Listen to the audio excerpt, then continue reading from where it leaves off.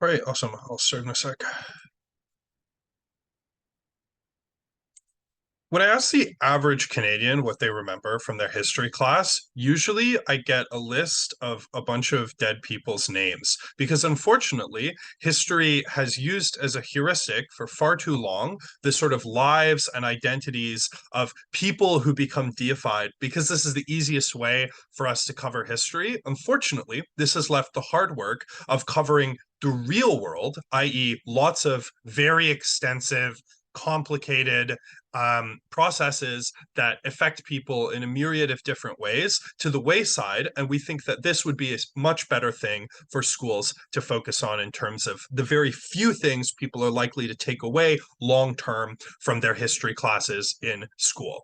Let's first frame what this prioritization looks like. Secondly, talk about the purpose of history education, as well as like classroom dynamics, what this looks like. Then substantially weigh this comparative as better than sort of great figure history. And lastly, talk about marginalized voices and why we get more of them on our side. So I think probably there's some degree of prioritization on both sides of the debate.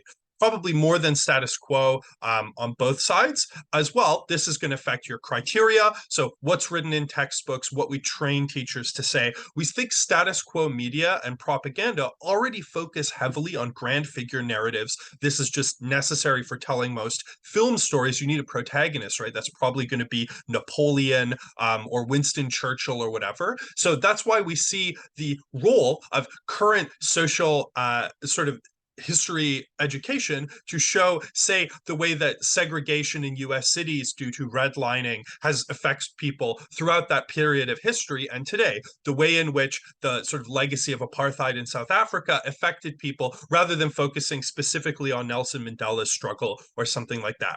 What do we think is the purpose of history education? We say broadly to give people a better understanding of the real world today, study the past so you understand the present, to understand the way oppressive forces worked throughout most of history and the way in which those still maintain some force and effect today. To shape their understanding, learn critical thinking skills, to understand when people say, talk about, poor people are poor because they're lazy, you go, no, I know that it's a lot more complicated than that because of what I remember in class.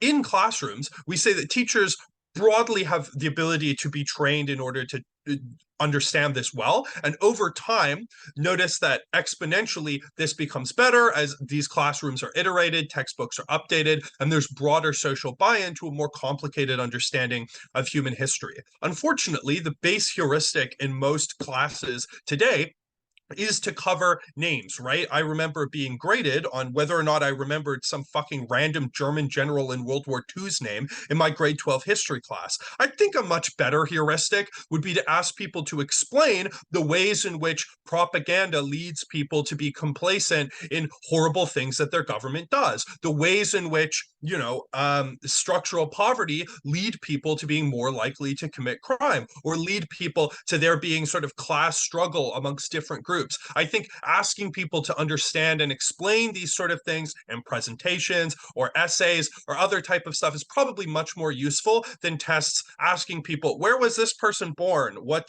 was their name? This is kind of stupid stuff to cover on. Why then do You're we right. think you get dramatically better education? But first, CO, yes, go. Your case is premised on a straw man of what teaching about great figures look like. Obviously, it's not memorizing names, but emphasizing their attributes, allowing us to co-opt the material you claim. It's premised on the reality of what history education looked like for everybody I know. But even if you think it's true, I still think in this part of the speech, we're going to explain why these attributes are not very useful. So look, people remember very, very little. And so I think broadly, you get substantially more social awareness when you talk about things like how colonialism developed and affected people rather than talking about the attributes of random fucking colonial. Like, look, this one colonialist might be a bad guy, but I don't think you knowing that changes much of how you interact with continuing processes of colonialism in the modern day. I think it's much better for you to talk about those processes because the processes are still around. Christopher Columbus is long dead, as are like Colonel Custard or whatever, but processes like racism and patriarchy still affect people in the modern day. So an understanding of those processes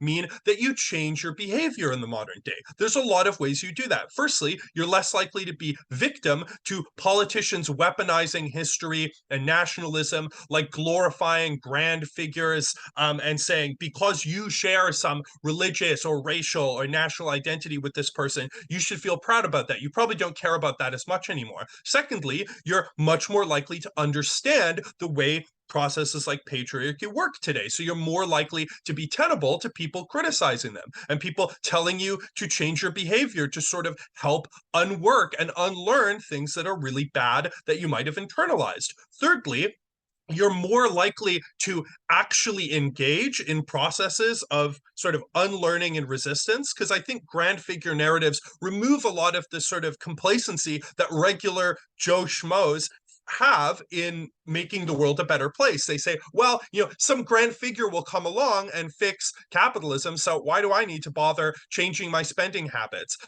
But lastly, we also say that you can put the emphasis on specific policy to get people to vote for and support with their dollars specific policy, because the way things happened was through hard work and small sort of things in a domino effect that eventually make society a bigger place. So I should probably actually go out and vote when there's a specifically important election or something going on. Lastly, just note that grand figures tend to be very educated and wealthy, simply because the fact they were written about and we remember them. So marginalized people, particularly through class, but this is also true for religious and ethnic and caste minorities in a lot of the world, get completely locked out of historical narratives. We think that broadly, a more diverse and broader picture of historical events helps you empathize with people who share those identities in the modern day, to know that poor people aren't just a side note and an irrelevant statistic in the grand scheme of great people doing great things or whatever bullshit. They live dignified, meaningful, important lives that we don't think we should leave out of the social zeitgeist and broader educational history. And we think enfranchising those people does a lot of tremendous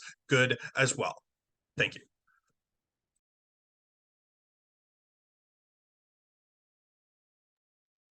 Yeah, thank you so much for the PM for that excellent speech. I would now like to invite the Leader of Opposition to open the case for off bench. Okay, just give me a second.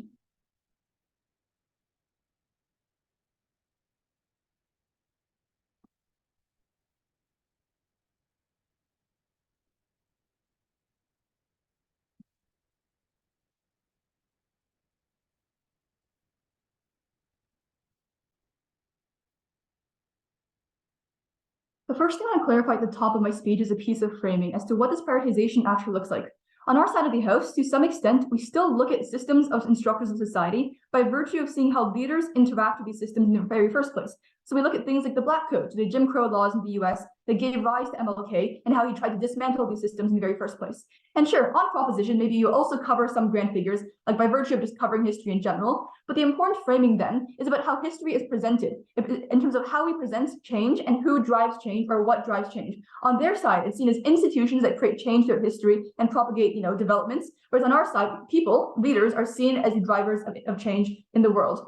The second, OG in this debate says, but on their side, you just learn a bunch of boring facts about leaders. Look, like if you want to learn boring facts, you can learn them about on their side of the house, on their side of the house as well. Like maybe learn dates as to when systems were created, you learn the names of the departments of governments. Well, that is to say, if schools are bad at teaching history and they focus on like superficial facts, it's going to be shallow and boring on either sides of the house. So it's important to focus on them is the schools that are good at teaching history and are capable of some degree of nuance and analytical rigor. And in these cases, we get better curricula on our side of the house that are just better for people.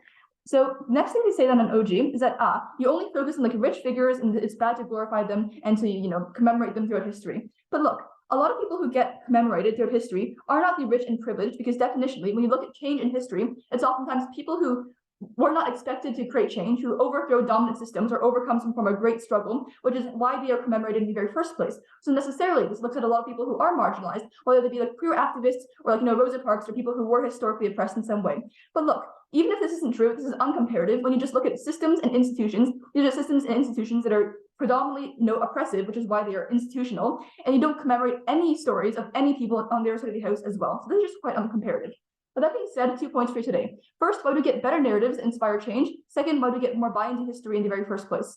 So on spreading better narratives of history, look, our argument here is that we get better narratives as to who causes change in history, which inspires people. Whereas causality on our side is seen as products of individual actions as opposed to products of systems that perpetuate change. On both sides, we probably analyze to some extent historical context of institutions, but it's just the difference is framing about who has power and who creates change in history. So for example, like in post-World War II Germany, both sides probably look at things like Germany's socioeconomic circumstances that allowed Hitler to rise to power. The difference is on our side, we firstly blame Hitler and have the focus of him and his actions as a narrative, but also you blame the people that enabled the institutions in the first place. So we blame world leaders that created the Weimar Republic. You blame the people in other countries, like you blame the leaders in other countries that got together and enforced these systems in the very first place. So you attribute change and you attribute the blame of institutions to people as well. This narrative has a couple of impacts. First, we're better able to prescribe changing the status quo, where people can look at not just systems, which feel very abstract, but you look at the people specifically who are upholding these systems. You look at who's in office, who runs the criminal justice system, and who you can actually target to create change in the very first place.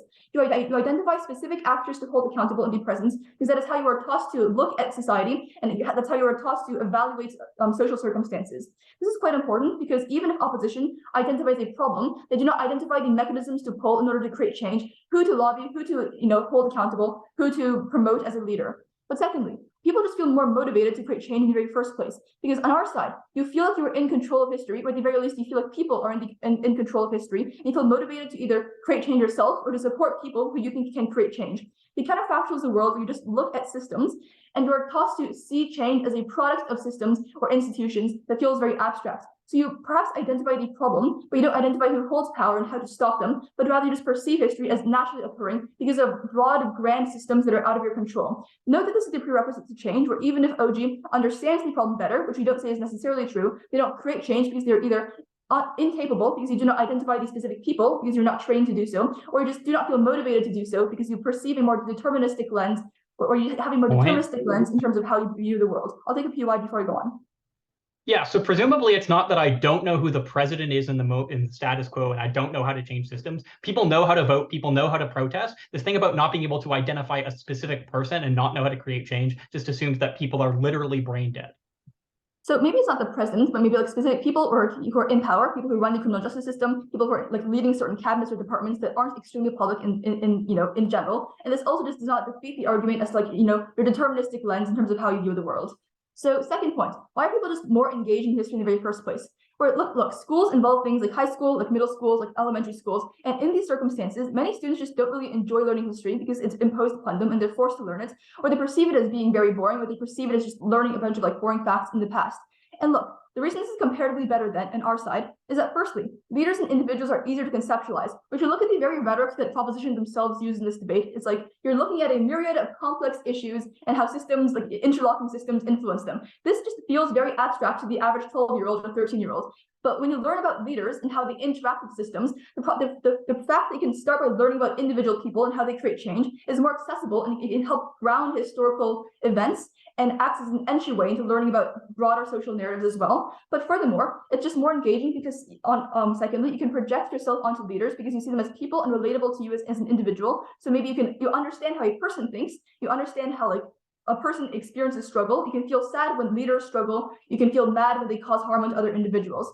But furthermore, you can just learn about much more engaging things as well once you humanize individuals. So you can learn about Rasputin in Russia. You can learn about Churchill and his like witty personality alongside learning about important historical events. And this just means many people are just more engaged in the very first place. Look, the weighing here is quite simple because on our side, when people stay engaged in history in like the lower years or the younger years of their life, this means at the very least, if they want to learn about institutional change with the complex issues that proposition thinks is so important, whether it be in university, and if university is not included, like in the rest of their life by reading books on their own in their own time, they can now do so. But on their side, Even if they think even if Prop thinks their content is important, they get none of their benefits if students check out of learning about history in the very first place, and they have no incentives to continue furthering pursuing history in the future. And they just don't internalize any of the messages that they think is so important. They'll learn the dates, they'll learn the names of certain departments, and they'll forget about them in the future. They get none of their benefits insofar as students are not engaged and they do not internalize any of the lessons that they think are so important. At the end of the day, our perception of the world is better. We perceive the world in a way where individuals are the drivers of change, where we are in control of our own destiny. Proposition in this debate as a far more deterministic lens we're very proud to propose. Hi, can you hear me? Sorry, because I've got problems with my microphone, but you can hear me now? Yeah, we can hear you. Isn't it Okay, all right. my speech? Yeah. Oh, I guess we're checking for POIs and things. Yeah. Okay, yeah. Yeah, thank you so much to the LO. Could I invite the DPM to finish up the speech for opening government?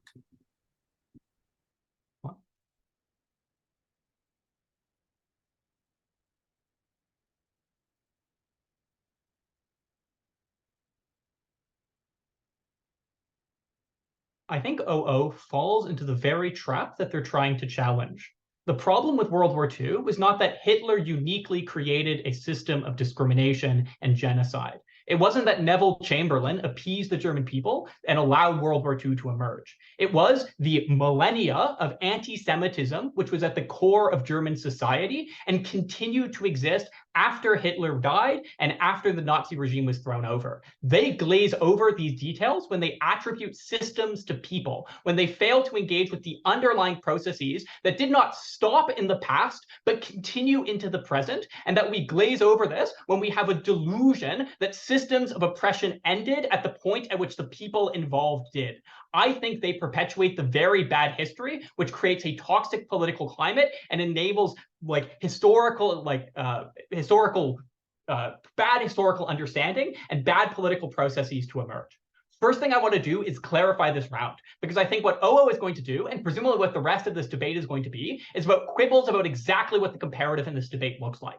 I'm going to be as charitable as possible. It's very likely on OP that we're going to have realistic conceptions of what these people look like. We're going to have detailed portrayals of their lives and how they interacted with systems and how they created those systems, right? Presumably, we're also going to try and focus on as much of a diversity of people as possible. We concede all of that, but there are still a couple of structural problems which happen when you trade off your prioritization of where you spend your time. First, we think that when you look at people who deal with systems and their very own characterization, is you're seeing how specific individual great people were prioritized or involved in changing those systems as a whole, right? Because I think on the comparative, we can still engage with how systems change, but we can see that the civil rights movement was not just about Martin Luther King and his specific spearheading of those processes, but the millions of Black Americans who were involved in the process of getting change in and of itself. Systems are not alienated from people. Systems are composed of people creating them. And so we think insofar as you're focusing on systems, you are focusing on nameless millions who are involved in changing those processes. Two, there is time trade-offs. So at the point at which you focus on Martin Luther King and his individual life and his biographical facts about his life, you are trading off with time you could be spent talking about things like segregation. And given that history classrooms have a very limited scope and students have a very limited attention, we think these time trade-offs have huge implications in terms of how we conceptualize and understand historical forces. So we think, given that biographical facts may not be the focus, but focusing on them at all is largely irrelevant to understanding larger systems, we think as time trade-off is hugely impactful in terms of your argumentation.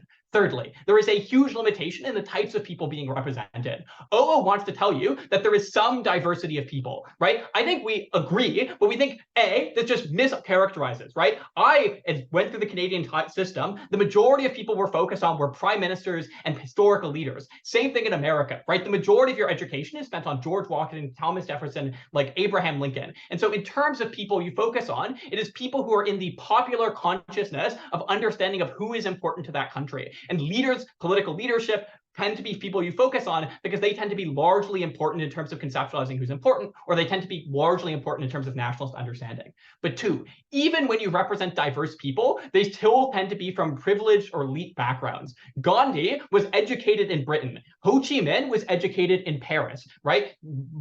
Nelson Mandela was well educated and from a relatively wealthy background. And so even when we focus on these people, there is still a trade-off in terms of the types of representation that happens, right? You are only able to represent people who structurally have books written about them, have large, well-kept historical records, and have like positive representations. We think on the flip side, the majority of marginalized groups in those historical periods either A, didn't have access to the resources to become literate, to write large texts about them, or B, were largely demonized by media of the day, and therefore our only historical record is very limited, very skewed, or very biased against them. If you read medieval portrayals of Jewish people, we see that they tend to be very biased and very discriminatory. When we look at historical figures like Dred Scott, all of the historical record was slandering him or portraying him as a terrorist or someone dangerous. So even when you go in these historical records, you are limited by the perspectives of the time in terms of how we understand them. On the flip side, when you talk about systems, you are not so reliant on focusing on the experiences of individual people. We have better understandings of how these systems operate, and we don't focus on the specific character of those people, but on how those systems affected everyday lives in terms of our characterization there. No, thank you.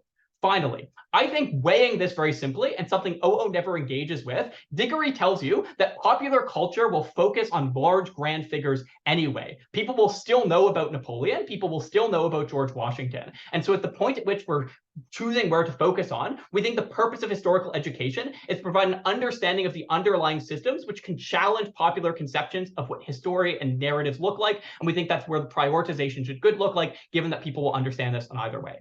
Secondly, your ability to understand and create change. I think OO's characterization here is just fundamentally absurd. Their characterization is, I don't know how to create change because I don't know how, who to lobby or who to ask to create change. People are politically engaged in the status quo. Knowing how 60 years ago someone created change in the political process is A, just not relevant to how I create change now. The mechanisms of creating change historically were very, very different, right? Two, people know how their political processes work. People vote, people participate in politics, people know their political leaders. So this characterization is absurd. But three, it often is disempowering to the average person, because when the narrative is that Gandhi spearheaded the movement, the Indian independence movement, that neglects the fact that millions of Indians were involved in backing him, and that you need the support of millions of average people to shift these systems. Systems are composed by people, and you create greater empowerment when, even if you are not important, even if you are not well educated, even if you don't have political power, the average person, through incremental change to systems, can create meaningful representation in terms of change. Finally, engagement. I think this characterization of engagement is deeply unfair and deeply unrealistic.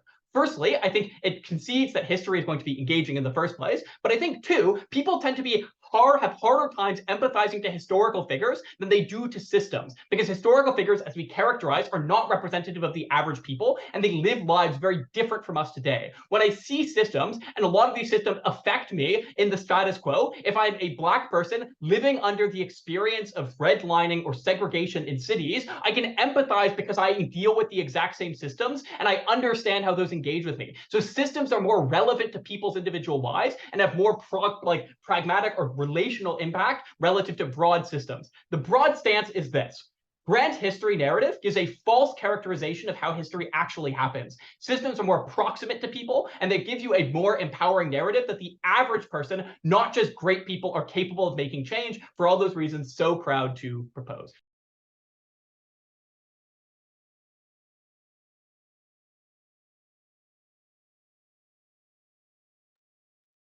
Thank you so much to the Deputy Prime Minister. Could I please invite the DLO to finish up the debate for opening half? Hi, am I audible?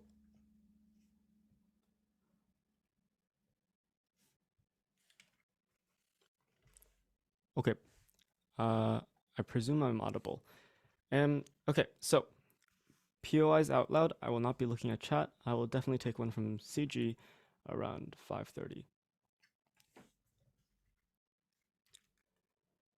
The delta in this debate isn't that we simply don't teach social and institutional factors. We tie these factors up and attribute them to the names of historical figures so that they're, one, more digestible, and two, so that we're able to actually humanize the ways that they happen, as opposed to thinking this is just some grand product of society. So we wouldn't just say, Louis XVI was so evil. We would say the story about why Robespierre executed Louis XVI and the injustices that were caused by these bad people. And we tell that these are the people in power, what they did in history is a product of them. We'd also like to push back against the initial framing we get from OG, where they try and gaslight you into believing that history is taught by the richer and stronger people. Here's why this isn't true, and I think that Elizabeth made this relatively clear already. First off, the majority of people taught throughout history are those who created change. So while we get some image of like presidents because they probably had some impact on change, the people who actually created social change in history are normally the minorities of the time, right? So these are the marginalized communities who actually write our history and created the world that we live in. And if this is true, then it's significantly more powerful to say, here's Clara Schumann, who advocated for the widening of representation of other genders in music, versus here's the social changes that happened which caused women to start writing more romantic music. Humanizing these changes has a significant value for the people who are learning about their individual capacity to make change as well. I think government is grasping for air when they tell us that they still want to get their benefits of understanding their systems better on their side. And I think that they have relatively nuanced content here, but I just don't think it's very good. I have three broad things here. First off, it's unclear why the country won't focus on the systems of change that prioritize the relevance of its current leadership too, right? So they tell us that you get bias on our side. I don't think this is something that meaningfully changes in this motion. Insofar as governments have a priority to make themselves look good, they probably talk about the changes that make the governments look good as well, not the things that their previous governments failed. I think there's a degree of propagandization that happens on both sides, so this is just not a claim that government gets to have in this debate. The second thing, I don't think we're wasting time when we learn about stories of Louis Riel and his complete insane execution, right? When you focus on injustices on op, maybe we don't talk about why they're caused in as much depth as Gov. But frankly, I don't care if I understand, broadly all the people and all the crazy things that were happening, insofar as you're not able to emphasize how crazy these things are in the first place, at the point which you don't humanize these people who they're being done to, right? And maybe they're only some figures which you're able to talk about. Maybe we don't impact 1 million people that were happened by this. I'm not sure why this is the case, by the way. You could probably just talk about that there's 1 million people who are impacted by this and talk about one particular story where a figure was relatively notable and this happened to. But I think that it's incredibly more powerful at the point which you actually humanize how these injustices were done and how they affected individuals, right?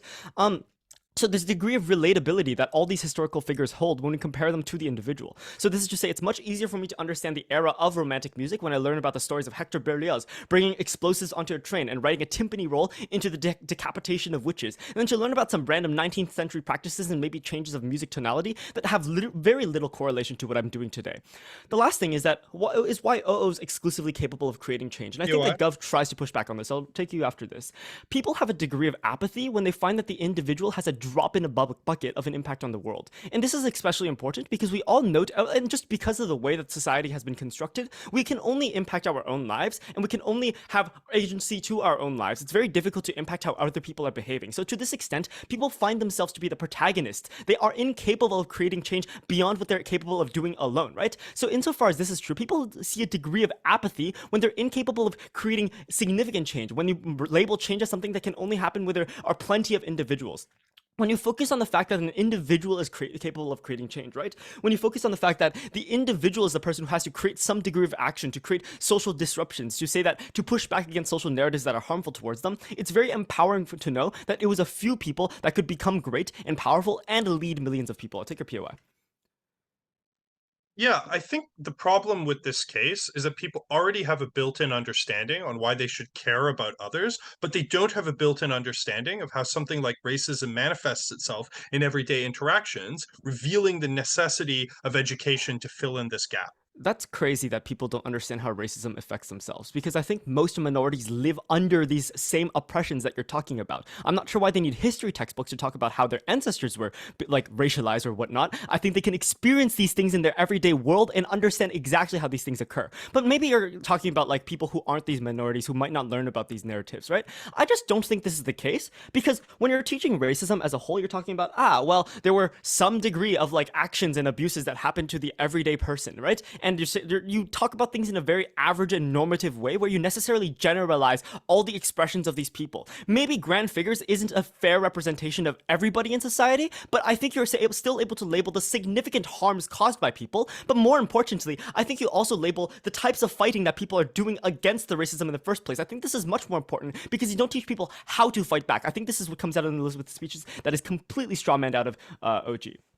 Anyway, the last thing we want to cover on OO, and I'll take a POI probably midway through this, is that buy-in is prior to all the other arguments in this round, right? So this is to say that students are... Okay, I'll take the POI now, actually. Go for it. When I was a 12-year-old kid, my biggest dream in my life was to become an architect. Does this dream impact me today? Does your dream of becoming an architect impact you today? Now, I'm not really sure what CG's cooking, but maybe they're a bit overcooked in this round. All right, anyway, I'm going to move on to my argument here.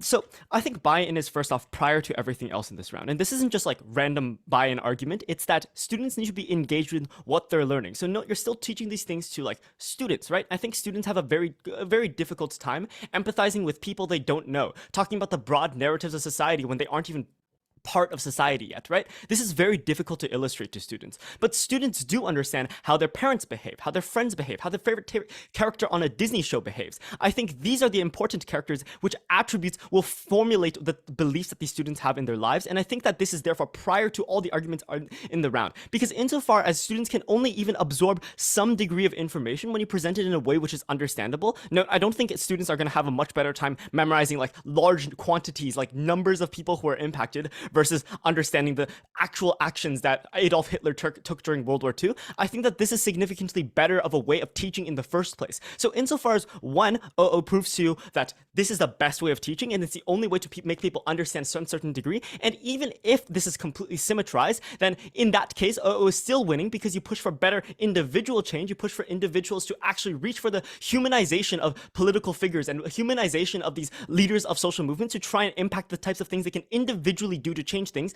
You reduce the apathy you get on OG that spreads towards random things, and you're able to actually humanize the suffering that people have. This is so important, and I'm remarkably proud to oppose.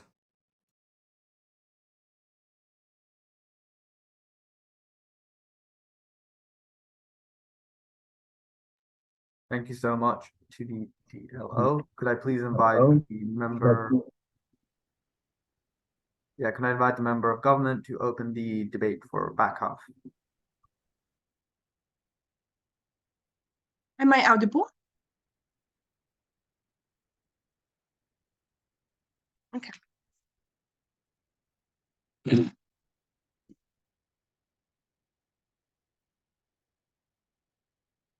The main goal of education is not to make children as progressive as possible. In contrast, it is to equip them with tools to understand reality and develop their critical thinking. So it happened. It happened in our opening, as it often happens in debates about educational system, is that they come down to in which world people fight more for social justice, and this is not what education mainly is about. And most parents and most children do not want the outcome of education to be for the children to accept particular progressive ideological views, but it should be about them being better equipped to make decisions in the future. This is what the popular demand for education is, and this is what schools should be about. So therefore, in our case, we will differentiate ourselves from our opening by showing how this kind of organization, how this way of teaching history encourages critical thinking, which is not necessary for political engagement, but just for professional and everyday life, when we will equip children with tools to become better decision makers. So we think that there's a fundamental flaw in OG case, which will not be in our case, which is that they rely on the assumption that the curriculum will be left-wing, or people who are history teachers will be left-wing, right?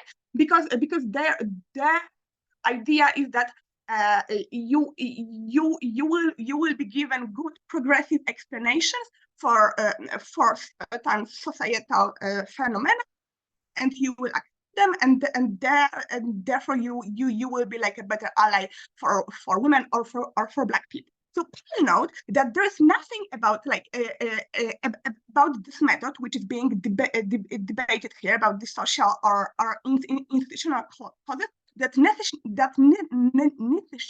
that it would be taught in a progressive way, right? So for instance, when you are learning about the causal mechanism related to patriarchy, you can be taught that it continues to be a very relevant problem which impacts women today. If you're a teacher, if it's right-wing, you can be taught that women are completely equal right now because because they are legally equal and patriarchy was solved. And now panel know that one of the benefits that OG was giving you, that people fight discrimination more or have a nuanced understanding of reality, will only happen if you get a progressive teacher which will teach you good progressive explanations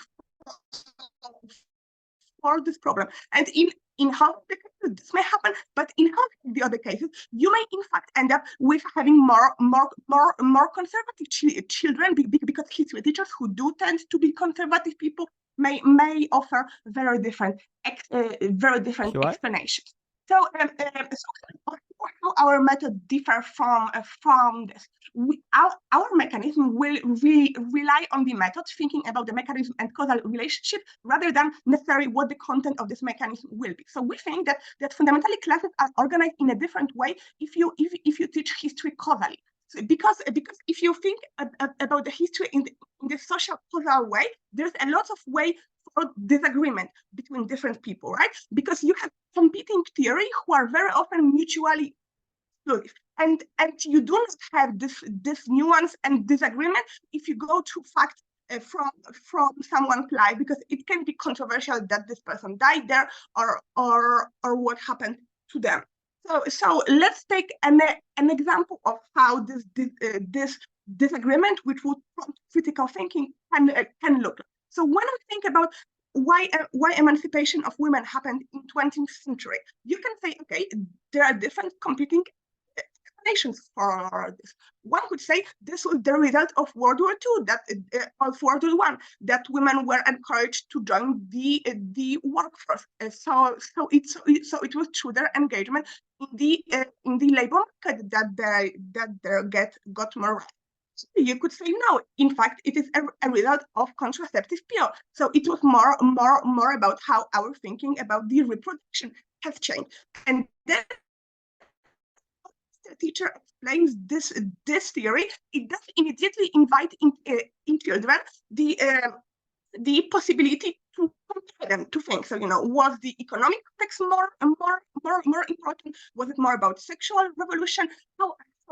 How can we compare the and ways to think? We believe that if you think about the history in this causal way, you invite different organization of a class where children are encouraged to disagree, and knowledge is less likely to be presented to them, etc. This person was born then, and then they died on this year, right? But you are more likely to see that all of these theories which are presented, there can be truth. So you put your own thinking, and this makes this equips you with skills that are transferable to your workplace, where you are less likely to information as they come to you, but you have the habit of critically engaging with them.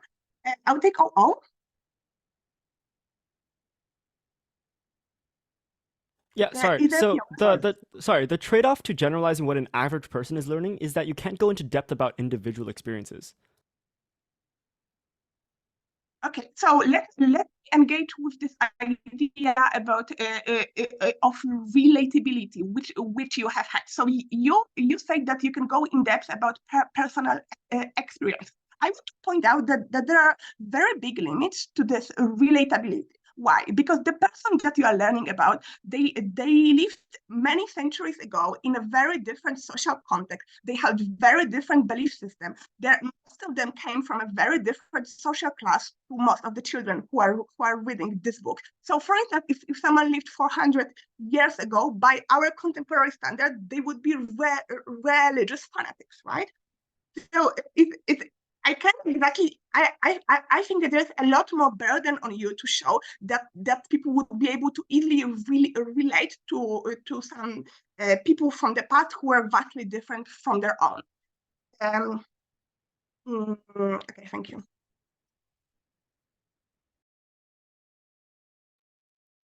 Thank you to the member of government for that excellent speech. Could I now invite the member of opposition? Okay, can you hear me? I now invite the government whip to finish up the debate for GovBench.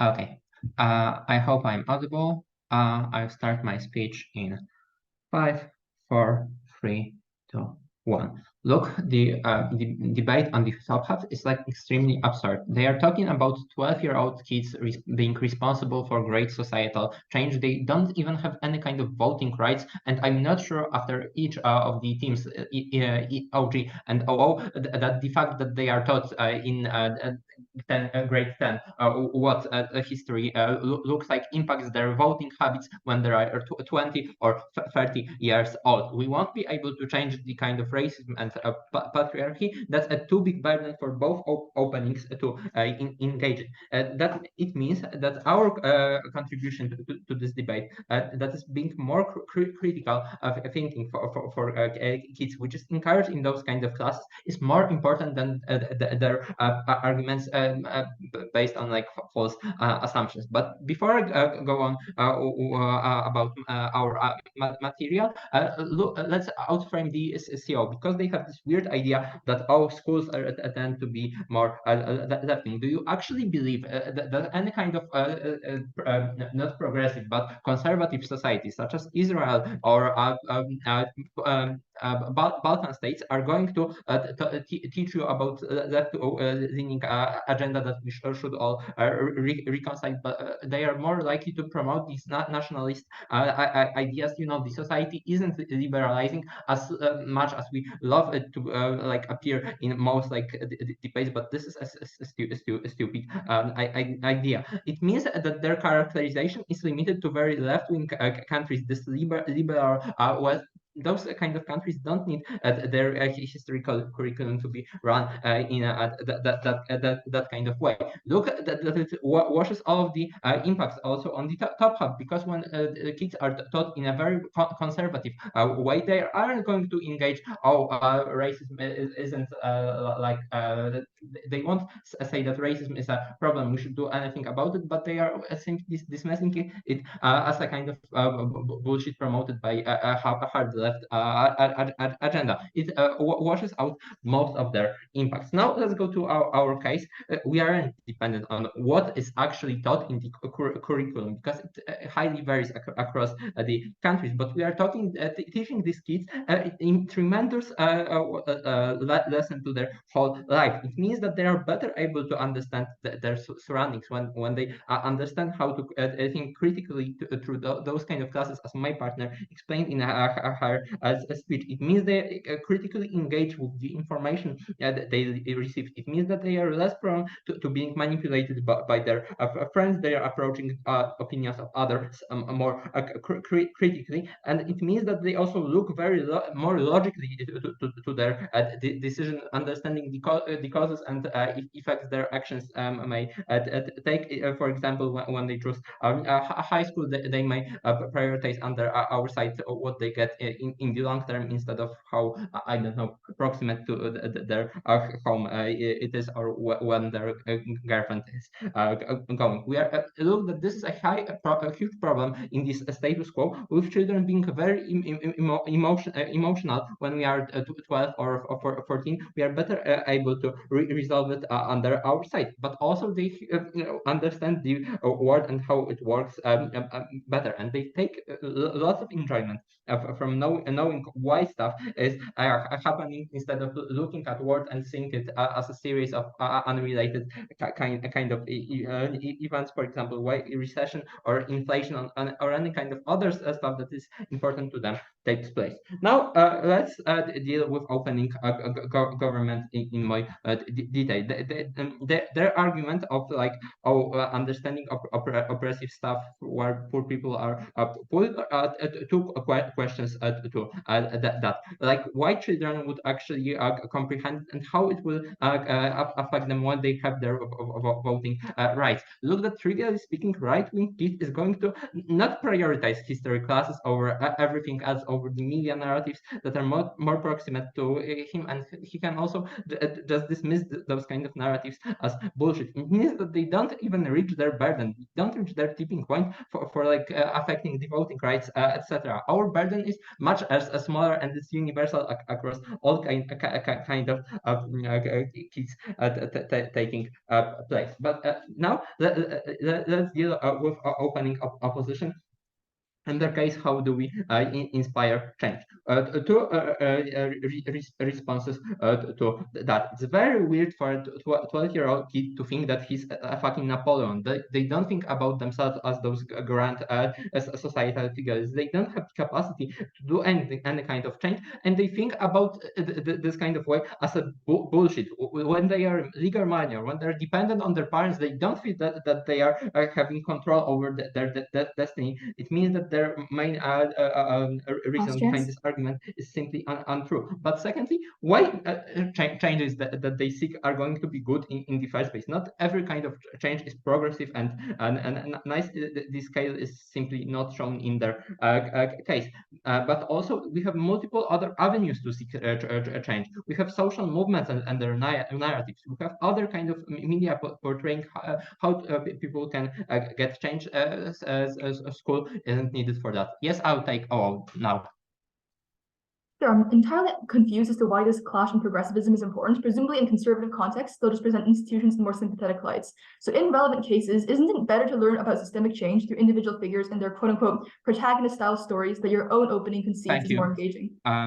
Yes, but the problem is that whatever whichever way you are taught the history, it doesn't impact your kind of political decision making after 10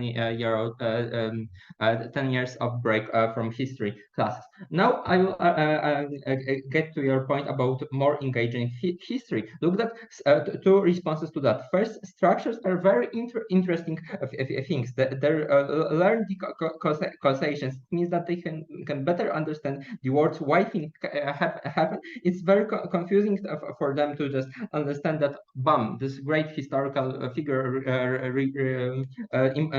that is important jumped out of nowhere. It's not going to convince them and make them understand the word better. But secondly, it's very interesting to see how the society looked like, how it was very different, and some kind of other wacky ideas, how they are different, and kids want to understand the world in this kind of way. We don't know what the school obligations are.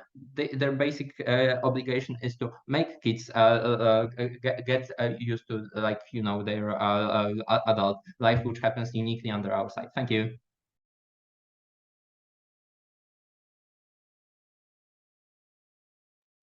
Thank you to the GovWhip for that speech and for wrapping up GovBench. Can I invite the UpWhip?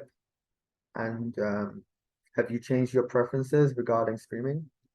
I'm okay with being streamed, I guess. Sounds good. Cool. Is everyone ready? 3, 2, 1. Closing government's extension is frankly kind of absurd. I'm going to deal with it in 3 sets of responses and basically knock them out of the debate. Their only claim is that analytically, you're just able to learn more rigor on our side of the house, and therefore you're going to analyze social problems. Three sets of responses. Firstly, it's unclear to me why you can't analyze historical figures. So I'm not sure why you can't write an essay on Napoleon and talk about why he did the Battle of Waterloo, or why he passed certain policies. I just do think this is largely symmetric, and therefore you can often engage in critical points of analysis on either side of the house. I'm just unclear what is the tipping point on their side. Secondly, here's a flip to this analysis. Often it's very difficult to connect social and institutional factors to your own individual life. Whereas it's a little easier to connect like historical figures. Since Napoleon made a certain mistake, or King Louis made a certain mistake, and you can see it reflected in a social situation close to you, you are likelier to account for that in our world. That is to say, you also don't repeat mistakes of the past, so you're much more likely to critically analyze things that are more proximate to you versus social forces that are significantly less proximate. Finally, even if the extension is correct, I'm unclear on the margin. Note that often other courses you take that are significantly more analytical. The fact that you often study political science, the fact that you also study social theory, the fact that in many instances you analyze things through a literature lens, all means that it's unclear to me what the degree of taking one additional history course on critical analysis is. This means closing government's positive case is the best marginal, and at worst, significantly flipped for our side. I just don't think they're actually within the debate. Given this, why was our extension winning, and how does top half play into this debate? At the end of top half, the deadlock between opening government and opening opposition is as follows. Meaning opening government gets 7 better historians, while opening opposition gets 10 slightly worse historians because they have better engagement. The problem is that I am very unclear on the degree of internalization of this. That's to say that there are 3 major burdens that are missing on top half, each of which mean that they cannot claim their impacts. Firstly, engagement is at best marginal. Note that math already washes out, like it's likely that to some extent you're going to engage on either side of the house, given that you care about history. Secondly, it's unclear the degree of internalization, and this is super, super important. I'm not sure why your political preferences are shaped by your 3rd grade history class or your 5th grade like thing on the comparative. The reason for this is extremely simple. As goes on in life, tons of other exogenous forces implement on you. The fact that I feel the patriarchy every day as a woman, the fact that I am engaging in segregation-based arms for racism mean there are incentives to politically activate on either side of the house. I'm unclear why you need this. And the intuition from here is really simple. Look, guys, the suffragette movement didn't start because you analyzed social and historical factors. It started because you were talking about the kinds of things that were necessary to change your own current situation. I think those kinds of things are significantly more proximate, so it's unclear why you actually changed the degree of social change that they wanted to talk about. The final claim that I want to just watch out is the inspiration of historical figures. I don't think this is also like quite symmetric because many people empathize with things like social factors, while others might empathize with the protagonist element that they want to talk about. I'm just unclear why the deadlock exists within either world. Given this, what was our extension and why did we win the debate very, very clearly? I first note the obligation of schools and why that was the tipping point to everything else within this round. Note, the obligation of schools is not to create social change. It is not to be like, aha, guys, we're going to rewrite the entire society. It is to teach the capital T truth in 4 ways. Firstly, we think students opt into the system as a vulnerable actor. You need to care about them at the point where they never consented to being fed misinformation, at the point where you cared about them insofar as like they literally have no way to check back against this. That means you always care more about this versus the comparative of every other action. Secondly, there's a unique constant obligation to be teaching the truth. Not the truth is a universalizable element. So in many instances, you care deontologically about it. The intuition from here is that we don't allow lies to happen even if they aren't necessarily good for society. And the reason for this is that many instances lies conceal things like information, and this often causes harm. Certainly, we would know that bad information is a restriction on the autonomy of students. Not that we're misspelled history, when you're misspelled certain things from their side of the house, it is obviously true that the knowledge on which you base your future decisions is significantly more harmful. Given this, schools have a unique obligation to teach the truth, and this way is very comparatively within the debate. What did math prove? It proves that history is a product of round figures. The response we get from opening government is silly, because guys, there were millions of people who formed these kinds of coalitions and other things. Note that in most instances, it wasn't these millions of people. They were followers who often joined them after the initial movement started. So the radicalism of the idea often came from 1 or 2 particular people, which is why you remember Rosa Parks and don't remember the 1,000 other people who opted in. Often they were the reason the policy started in the first place, and they also shaped the direction. Not also people uniquely looked up to these kinds of people when these policies were passed. So it was often true that this was the way into the round. I want to weigh this against opening opposition firstly. Look, opening opposition's case relies on buy-in and engagement. Given the mitigation I've given you, I'm very unclear what the access to the degree of buy-in they want to talk about. But their big burden that is missing is that engagement in history doesn't correlate with political action. So at best. Maybe there's some risk of office in their side of the house, but the comparative in our world is that in our world, we get a significant increase in certainty. That's to say, or in fact, is significantly more certain than opening oppositions on the comparative in our world. Secondly, I posit that obligations outweigh things like utility. Note that we often don't know what is utile for society, whether progressivism is good, whether buy-in to certain types of policies is good. What we do know is that truth is an absolute obligation because it gives you the utility to make your own decisions. This means we are prior to them on the question of actively accessing significantly with their information within our world. I'll take opening government right now. When you teach who created change without explaining the underlying dynamics about why these people were given the reins of power in the first place, you are lying by omission. Critical thinking can be taught in other classes. History class gives you a unique chance to understand how historical systems persist in the world today.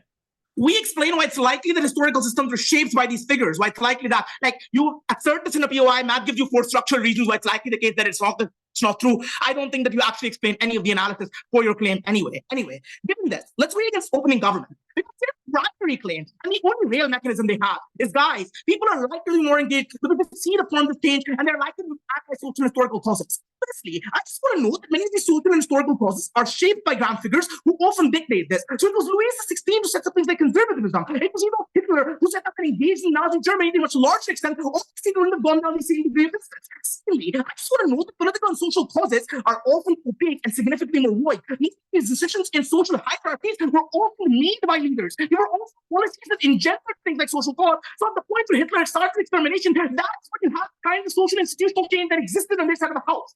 What this means is that the only way to pervade truth is on our side of the house when you talk about these policies in contention with these particular things.